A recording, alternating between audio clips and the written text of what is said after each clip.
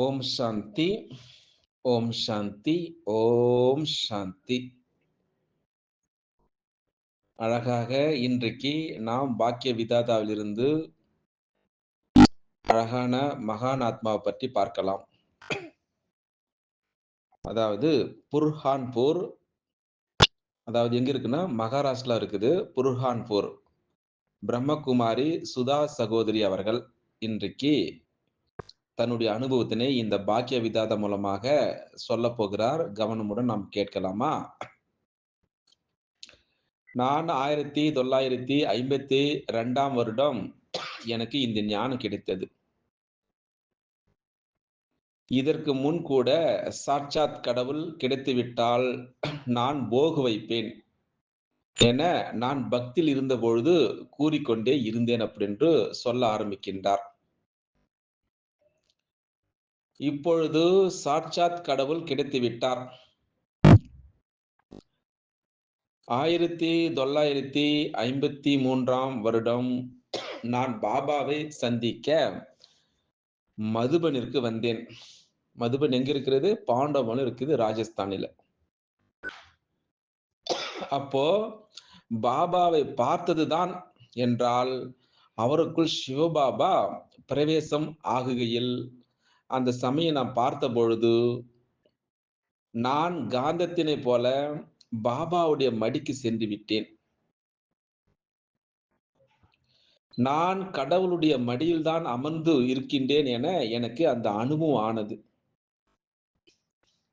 இது மட்டுமா, இந்த ஈஸ்வரிய பெருமிதத்தில் ஈடுபாட்டில் நான் அனைத்தையும் மறந்துவிட்டேன் அப்படின்று சொல்லிக் கொண்டு வருகின்றார்.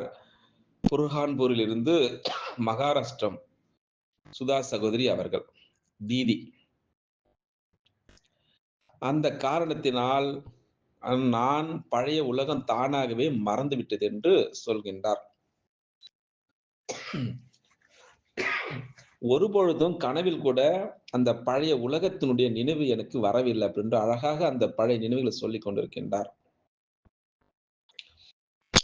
பாபாவை பார்க்கும் பொழுதெல்லாம் ஸ்ரீ கிருஷ்ணனோடு நடனம் ஆடுவது போன்ற அந்த வித்தியாசமான அனுபவங்கள் எனக்கு ஆகிக்கொண்டே இருந்தன.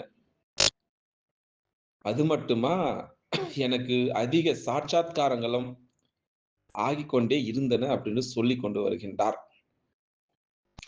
இந்த காரணத்தினால் நாளுக்கு நாள் பரமாத்மாவுடன் என்னுடைய ஈடுபாடு அதிகமாகிக் கொண்டே சென்றது. பரமாத்மாவுடைய அன்பினுடைய ஈடுபாட்டிலே இருக்க நான் ஆரம்பித்தேன். என்னுடைய ஈடுபாட்டினை பார்த்து பாபா இவர் என்னுடைய, அதாவது கல்ப முந்தையவரும் சங்கமிகத்தினுடைய மிக ஈடுபாடுடைய மகள்கள் ஆவார் அப்படின்று சொன்னார். அதாவது பிரம்மகுமாரி சுதா சகோதரியும் என்னுடைய சிறிய சகோதரி ராணி இப்பொழுது முஜ்பூரில் இருக்கின்றார். அவருடைய சகோதரி ராணி சகோதரி அவர்கள். இந்த யக்ஞத்திலிருந்து சென்றவர்கள் வாபஸ் யக்ஞத்திற்கு வந்து விட்டார்கள். இவர்கள் மிகவும் நன்மை செய்யக்கூடியவர்கள் என கூறுவார். அதே தான் பாபா இதையும் தெரிவித்தார். அதாவது ஒரு குடும்பத்தில் 2 சகோதரர்கள் இருந்தார்கள். அவர்கள் மிகவும் ஈடுபாடும் இருந்தார்கள். ஆனால் அவர்களுக்கு மிகவும் பந்தனம் இருந்தது அப்படின்னு சொல்லிக் கொண்டு வருகின்றார். அவர்களுக்கு சாப்பிட சாப்பாடும் தரப்படவில்லை, இந்த 2 சகோதரிகளுக்கும். ஆனால் மகள்களுடைய எண்ணம் என்னவென்றால், பாபாவுடைய வாணி கேட்காமல் நாம் எதுவுமே சாப்பிட மாட்டோம் அப்படி என இருந்தார்கள் 2 சகோதரிகளும். யார் யாரு? சுதாவும் சரி, ராணி சகோதரியும். கடைசியில் அவர்கள் சரீர் விட்டு விட்டார்கள். அந்த இந்த இருவர் மீண்டும் பாபாவை வந்து சந்தித்திருக்கின்றார்கள். அதாவது ஒரு பலம், ஒரே நம்பிக்கை, ஒரே ஈடுபாட்டில் இருக்கக்கூடியவர்கள். இந்த விதமாக எங்களுடைய வாழ்க்கையில ஒரு பாபாவை தவிர வேறு ஒன்றும் இல்லை அப்படின்று சொல்லிக் கொண்டு வருகின்றார்.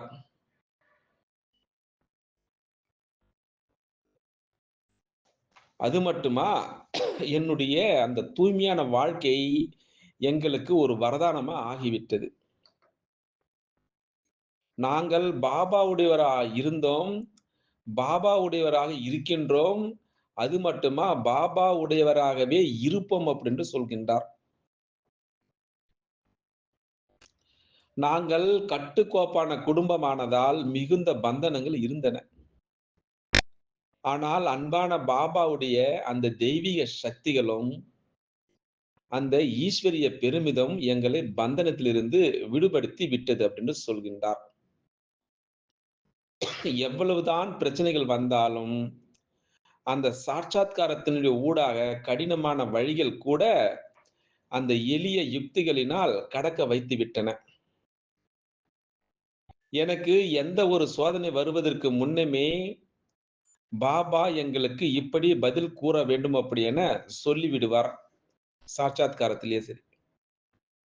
இந்த காரணத்தினால் அனைத்து பந்தனங்களும் எளிதாகவே முடிந்து விட்டன. பிறகு ஒவ்வொரு அடியிலும் பாபாவுடைய அந்த முழுமையான உதவி அனுபவம் ஆகிக் கொண்டே இருந்தன. ஆனால் அதனை என்னுடைய வார்த்தைகளினால் வர்ணிக்க முடியாது. ஒருபொழுதும் பாபா கஷ்டத்தினை அனுபவம் செய்விக்கவில்லை. அதாவது சதா அதிசயமான, சதா தனிப்பட்ட துணைய அனுபவம் செய்வித்தார் எனக்கு. அப்படி என்று பிரம்மகுமாரி சுதா சகோதரி அவர்கள் சொல்லிக் கொண்டு வருகிறார் இந்த பாக்கிய விதாதம் மூலமாக. ஒரு முறை நான் உங்களுக்கு ஒரு அனுபவம் சொல்லப் போகின்றேன். ஒரு முறை டில்லியிலிருந்து தாத்தாராம் சகோதரர், அதாவது குளிர் நாட்களில் மதுபன் வந்திருந்தார். அப்போ அவர் எந்தவித ஸ்வெட்டர் அணிந்திருக்கவில்லை.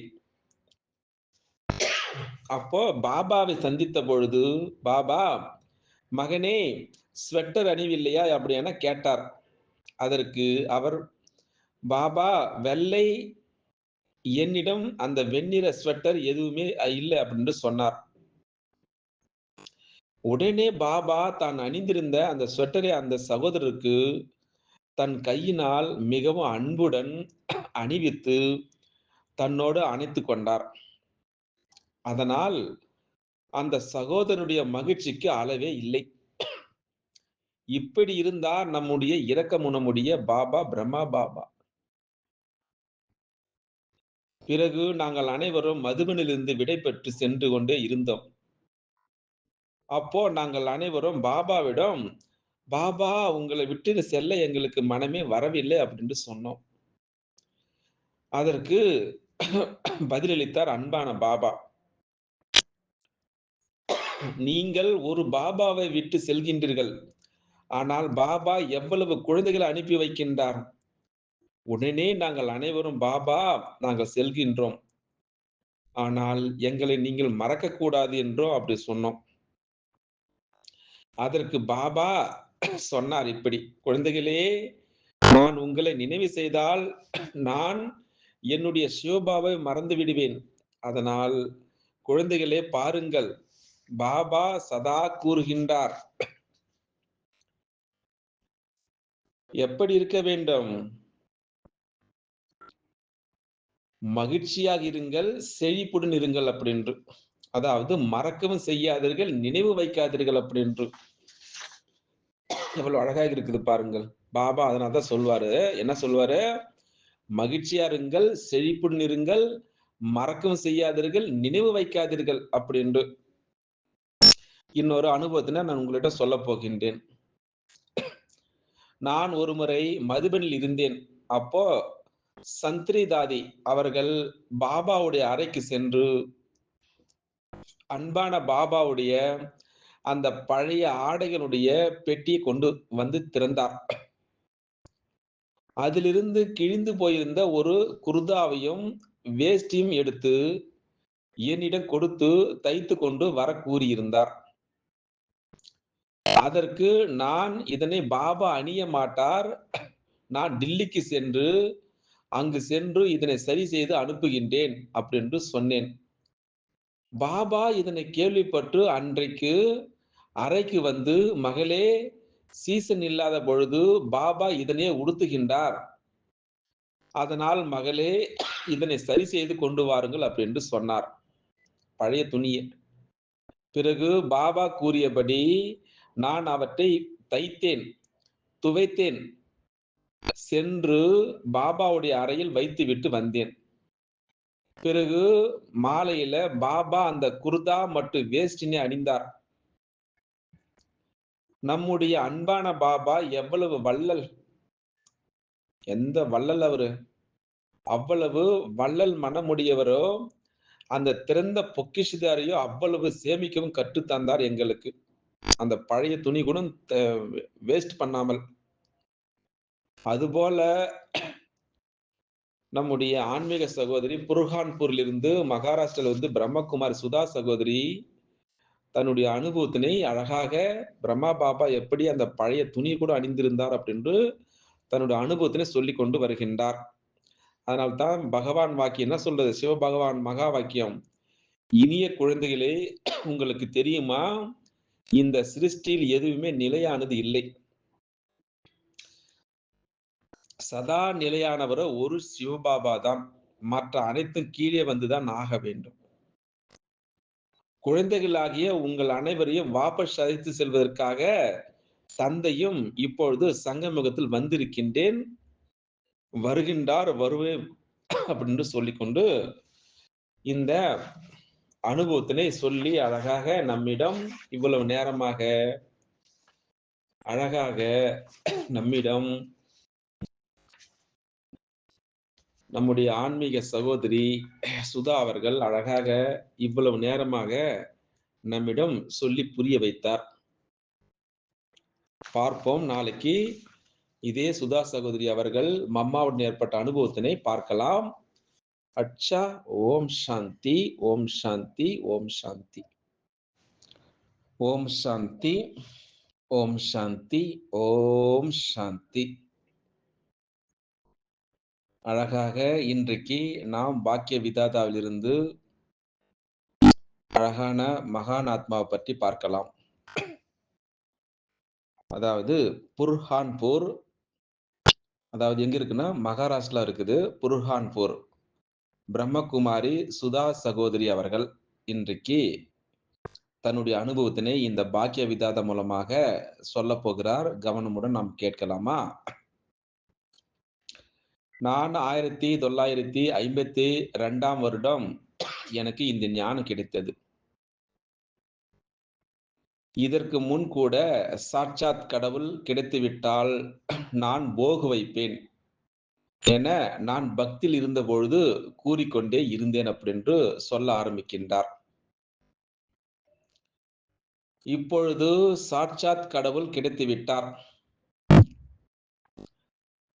1953ஆம் வருடம் நான் பாபாவை சந்திக்க மதுபனிற்கு வந்தேன்.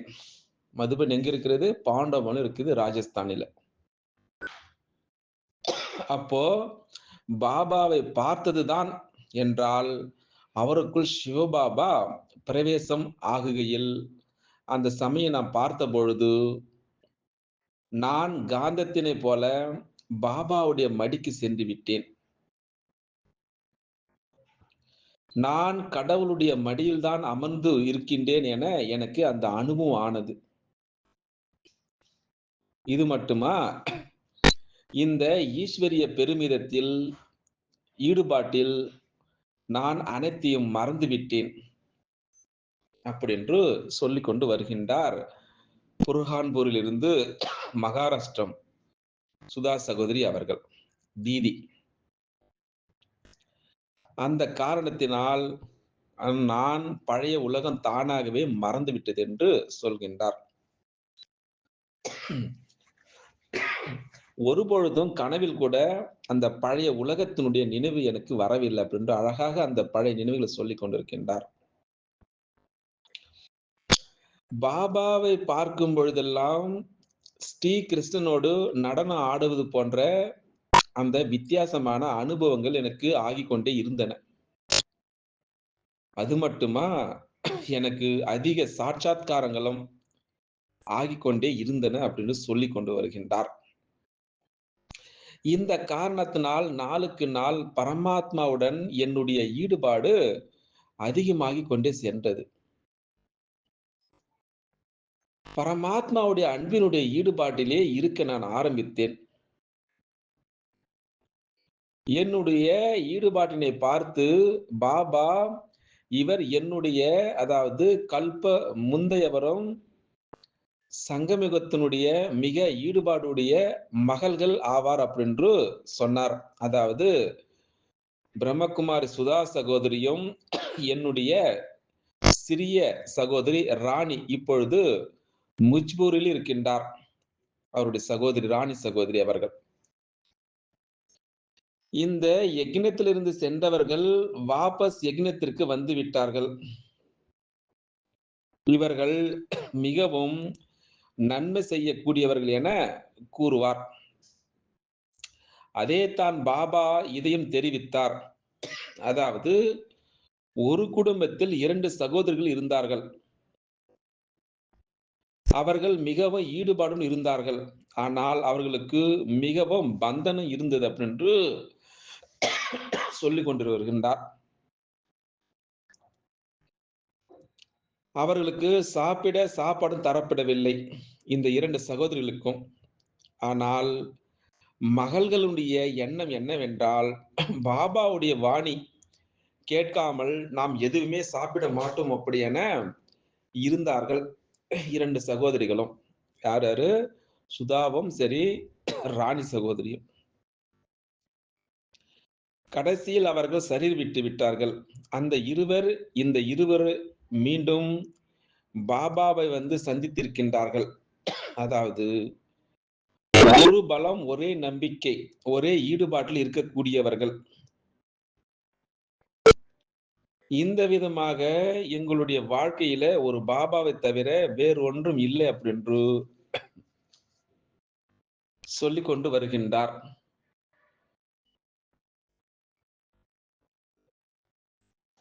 அது மட்டுமா, என்னுடைய அந்த தூய்மையான வாழ்க்கை எங்களுக்கு ஒரு வரதானமா ஆகிவிட்டது.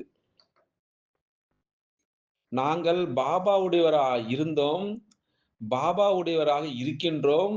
அது மட்டுமா, பாபாவுடையவராக